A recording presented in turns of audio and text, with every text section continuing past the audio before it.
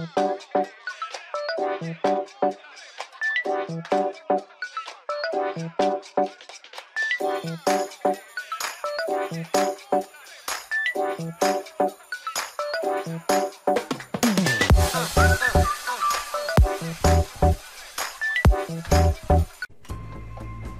assalamualaikum warahmatullahi wabarakatuh. Waalaikumsalam warahmatullahi wabarakatuh. Alhamdulillah pada pagi hari ini kita bisa menghadirkan orang topnya Ponorogo, gitu.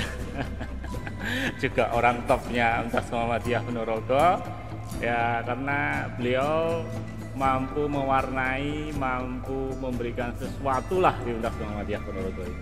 Oke, kita sapa dulu, beliau adalah Mas Didi.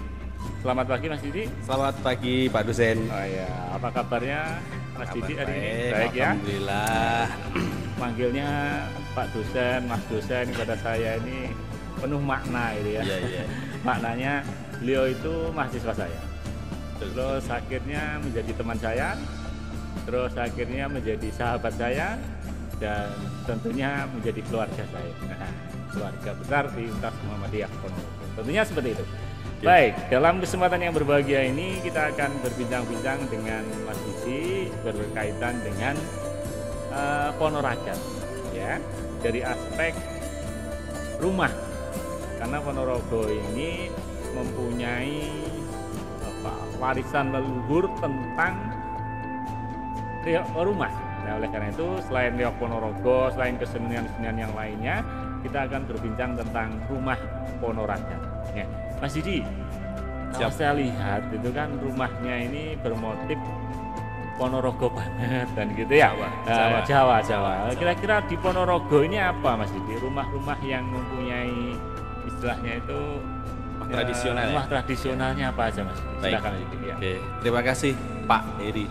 Baik, sebelumnya saya perkenalkan dulu ya. Oke. Saya ini untuk profil aja biar tahu sebenarnya saya tidak ngomong soal rumah itu kan bukan bidang saya ini.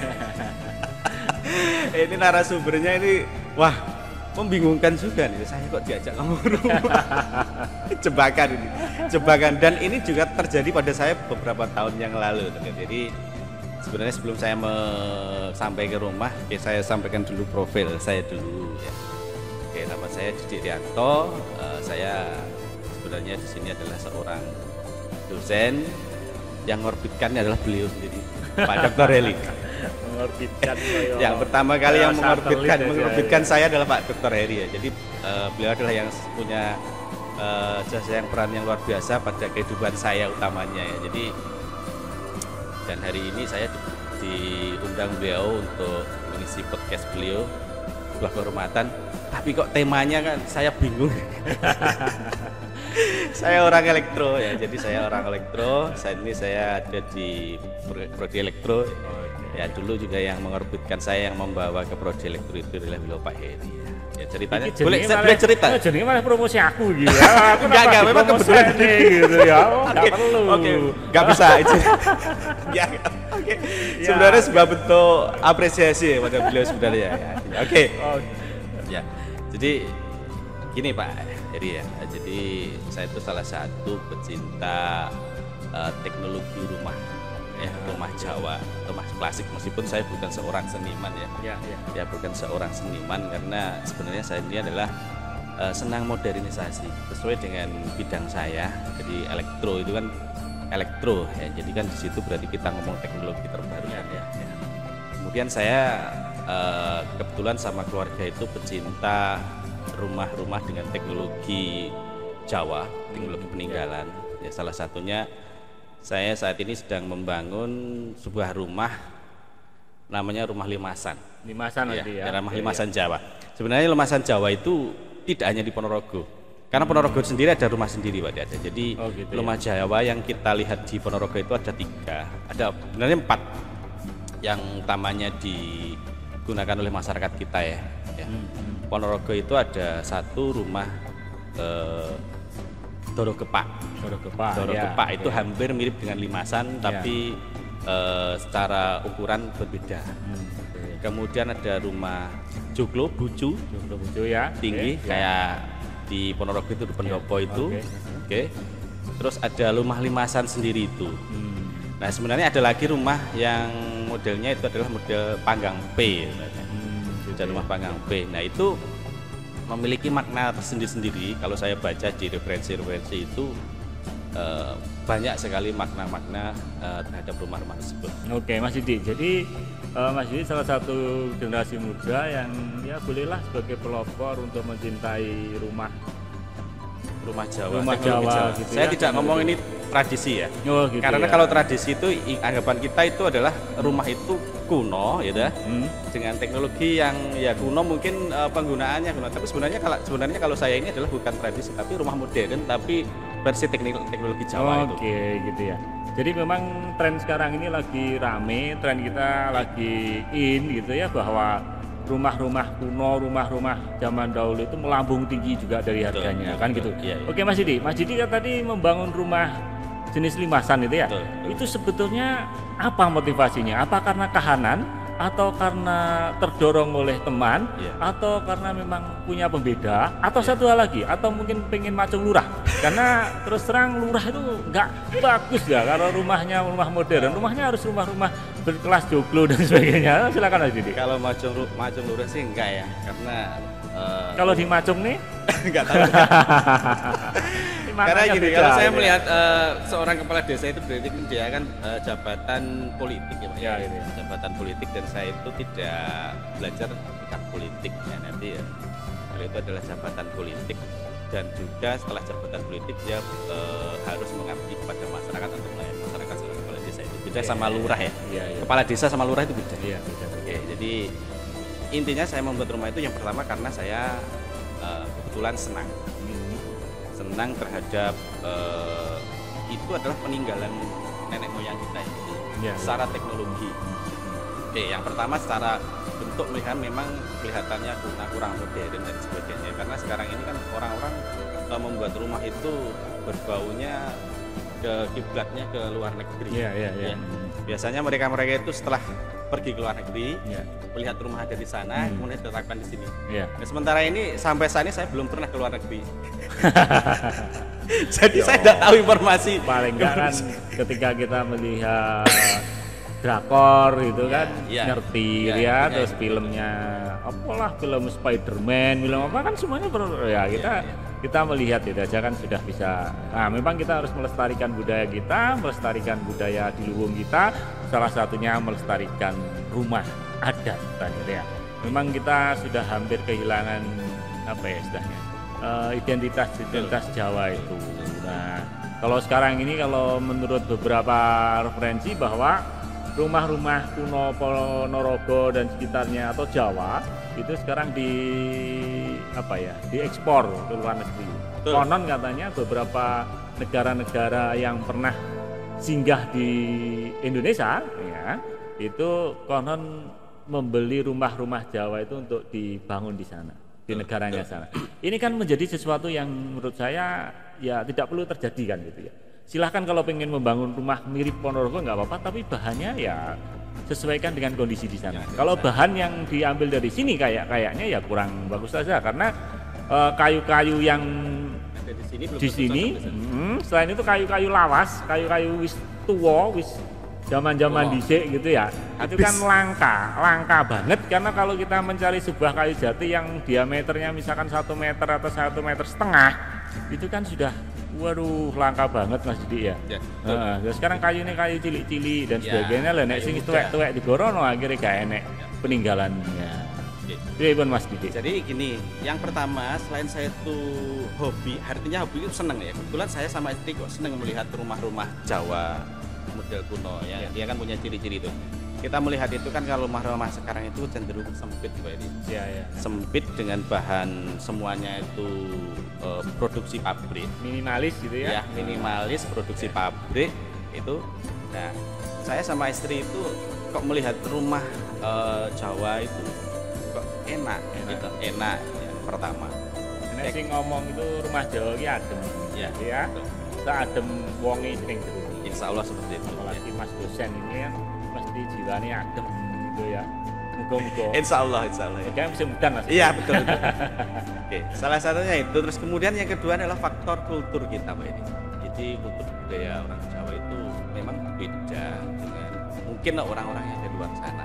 Oke, yang pertama gini, rumah Jawa itu satu secara ukuran cenderungnya adalah membutuhkan ruang yang luas, ya ruang yang luas, terus kemudian ruangannya di dalam itu juga luas, karena di rumah Jawa itu rata-rata kamarnya lebih sempit dibanding rumah-rumah yang kita buat ya modern-modern itu ya. Memang kan gini ya, ada perbedaan yang sangat signifikan. Kalau rumah modern itu kamare sing ngombo-ngombo, ruang tamunya sempit ya.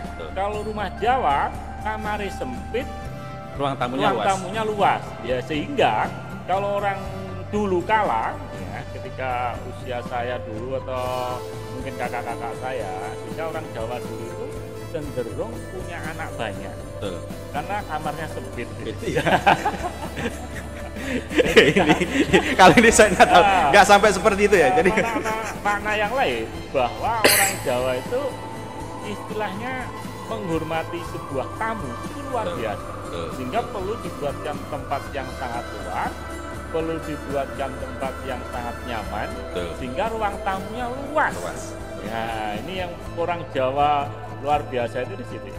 Ya. Kalau rumah modern kan ruang tamunya sempit, iso serasa namu gendang mulai neng ditamu neng ditemoni neng emper ae utawa neng rumah gitu ya. Inilah yang perlu kita budayakan. Makna positif dari membuat rumah Jawa atau rumah Ponorogo itu adalah aspeknya. Baik Mas Didi, selanjutnya gini Mas Didi. Kira-kira Mas Didi kan di sini sebagai dulu pernah menjadi mahasiswa kan gitu ya. Betul, ya. Terus sekarang menjadi dosen. Nah, kira-kira kesannya menjadi bagian dari Sivitas Akademika Universitas Muhammadiyah Ponorogo itu apa? Kesannya sangat luar biasa. Artinya begini Pak Eri. Oke, boleh saya bercerita dari awal dulu ya? Monggo, ini jodoh ya. Jadi dulu ya saya itu sebenarnya adalah kalau secara tingkatan di masyarakat itu ya, saya itu seorang anak petani Pak Edi. Oh gitu ya. Saya orang petani, orang tua saya itu bakul, satunya adalah petani utun. Jadi yang namanya petani utun itu ya garap sawah sesuai apa yang dia tahu atas didikan dari orang tua sebelumnya. Jadi pertanian ya paling ya kalau bertani itu kita nanam jagung, nanam padi, dibajak dan itu aja, dan dikembangkan dan sebagainya. Kemudian saya bergabung di Unmu Ponorogo itu sebenarnya saya bergabungnya sudah di usia yang telat Pak Edi. Oh gitu ya. Jadi saya telat, saya masuk kuliah di Unmu Ponorogo itu setelah saya sudah bekerja 4 tahun.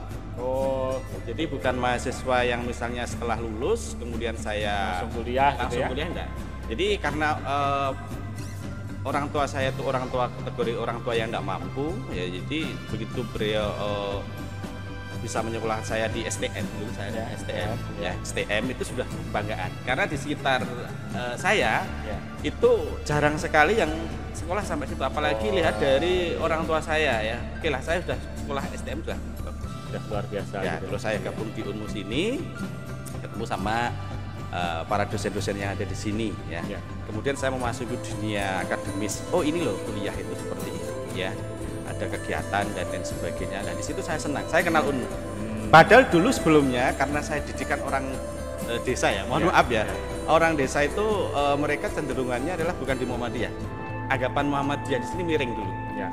Jadi orang Muhammadiyah itu dianggap sebuah ajaran yang berbeda, ajaran Islam yang berbeda itu aja. Jadi di masyarakat ya, yang saya ketahui. Kemudian saya kebetulan berani masuk itu STM-nya Muhammadiyah, terus masuk kuliah sini Muhammadiyah. Saya diajari oleh senior-senior saya, dosen-dosen saya tentang akidah Islam dan sebagainya. Oke, kemudian sekolah di sini diajari berorganisasi lewat organisasi kemahasiswaan. Kemudian setelah di semester akhir saya itu ketemu dosen saya, itu saya diorbitkan. Diajak gabung. Saat itu saya pertama masih ingat Pak Eri ya. Jadi dulu itu Kaprodi Teknik Elektro ya. Kaprodi Teknik Elektro itu siapa ya Pak dulu ya? Saya lupa. Saya juga lupa itu. Lupa ingat siapa ya? Beliau itu. Nanti tolong tanya Pak Edi Kurniawan. Ya saya ditelepon gitu itu. Telepon Mas, ngajar ya. Wah, siapa bisa Pak saya? Saya udah lupa sama mata kuliah yang diajarkan dosen saya itu. Ngajar, wis pokoknya berani gitu lah. Jadi kata-kata wes iya ya, kan saya itu dipaksakan jawab iya, padahal saya enggak pengennya jawabnya enggak, tapi gitu dipaksa menjawab iya. Iya ya. Wong dari sana tawarannya siap ya, kan kecuali bagaimana siap apa enggak, berarti saya di situ jawabnya tidak itu. Tapi jawabannya itu adalah memaksa. Siap ya. Kalau saya menolak tidak, ini kualat saya. Jadi saya yo, oke, terus kemudian saya bergabung menjadi ya oleh kata nih dosen apa bukan ya Pak? Iya. Ya, asisten dosen. Oke, terus kemudian saya nikmati saat itu yang saya ajari itu teman-teman saya, teman-teman ngopi. Jadi suasana di ruang kelas itu berbeda. Oke, di ruang kelas kayaknya serius, begitu sudah selesai. Nah, mereka menuntut saya. Bayarono ya. Oke, terus kemudian bergabung sampai sekarang ini, akhirnya saya ditemukan dengan para senior saya, para ulama-ulama dari Unmu Ponorogo dan juga para praktisi dosen-dosen yang berpendidikan tinggi itu di sini saya belajar. Jadi saya sangat sebuah kehormatan bagi saya bergabung di sini. Oke, terima kasih Mas Didi. Jadi kesannya sangat mendalam sekali sampai terenyuh saya gitu ya. Pemenek tisu tak lapi. Gitu ya. Ini tidak dibuat-buat, ini tidak dibuat. Oke. Ini benar-benar konten yang sesungguhnya, konten yang sebenarnya. Oke, Mas Didi, satu hal lagi ya. Ya, mungkin Mas Didi punya kesan-kesan terhadap podcast Fakultas Ekonomi karena ini ada dari Fakultas Ekonomi, ya ini salah satunya ini ya, Fakultas Ekonomi maju dan terus berprestasi, dan juga kita ada titipan juga ini dari Airmu, produksi sinar Universitas Muhammadiyah Ponorogo. Ini sejuk menyegarkan ya gitu ya. Oke, Mas Didi tadi kan berbicara tentang rumah gitu ya. Dan Mas Didi sudahnya memprakarsai sebuah rumah yang benar-benar menjadi identitas ya. Kalau sepintas Mas Didi kan saya lihat di per-MC-an terus nyanyi-nyanyi terus apalah itu kan juga lumayan. Saya ingin setel lagu tentang rumah kita sendiri dari God Bless ya.